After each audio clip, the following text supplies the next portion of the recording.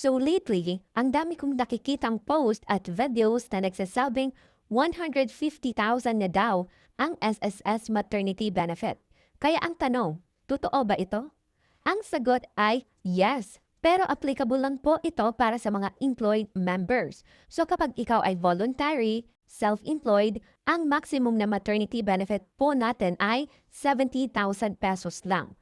Pero kahit employed members ka, ay hindi automatic na 150,000 ang makukuha ng lahat ng buntis na SSS members. Ang SSS maternity benefit ay hindi fixed amount. Nakadepende ito sa inyong monthly salary credit o MSC at sa iyong qualifying SSS contributions.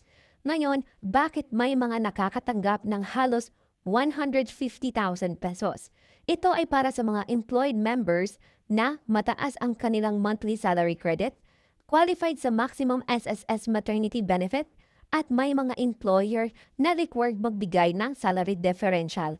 Kaya ang napapabalitang 150,000 ay kadalasang pinagsamang SSS maternity benefit at salary differential. Hindi lang ang SSS maternity benefit. Kung employed ka pero mababa ang contributions mo o minimum lang ang monthly salary credit mo, hindi rin aabot sa 150,000 ang matatanggap mo dahil iba ang magiging computation nito. So bakit walang salary differential ang voluntary at self-employed? Kaya wala silang salary differential dahil wala silang employer na magbabayad nito. Ito rin ang isa sa mga madalas na itanong. Ano ba ang salary differential? Simple lang, ang SSS ang nagbabayad ng maternity benefit. Samantala, ang salary differential ay karagdagang bayad ng employer kung required ang employer sa ilalim ng Expanded Maternity Leave Law. Para mas maintindihan, let's have an example. Ang regular mong sweldo ay 30,000 pesos kada buwan at ang maternity benefit na binabayad ng SSS ay 20,000 pesos lang. Sa kasong ito, may 10,000 pesos na diferensya. So 30,000 minus 20,000 equals 10,000 pesos. So ang employer ang sasagot sa 10,000 pesos na diferensya. At ito ang tinatawag na salary differential. Pero take note mga mima ha, hindi lahat ng employed members ay automatic na makakatanggap ng salary differential.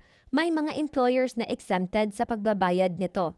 Gaya ng Certified Micro Business Enterprises, mga employers na financially distressed at naaprubahan ang exemption. Iba pang employers na exempt ayon sa implementing rules ng Expanded Maternity Leave Law. Kaya kung employed ka, magandang magtanong sa iyong HR kung required ang company ninyo na magbigay ng salary differential para sa inyong SSS maternity benefit.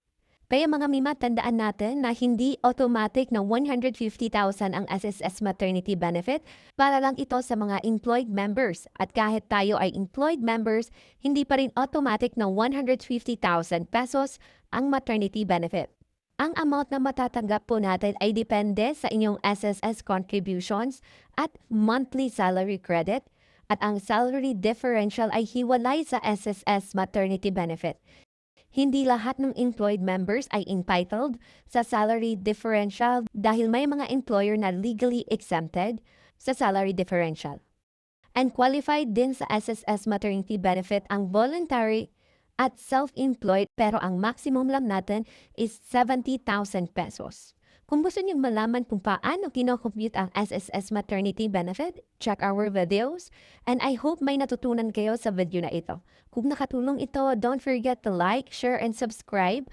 Again, this is Ate Roda. See you on our next video.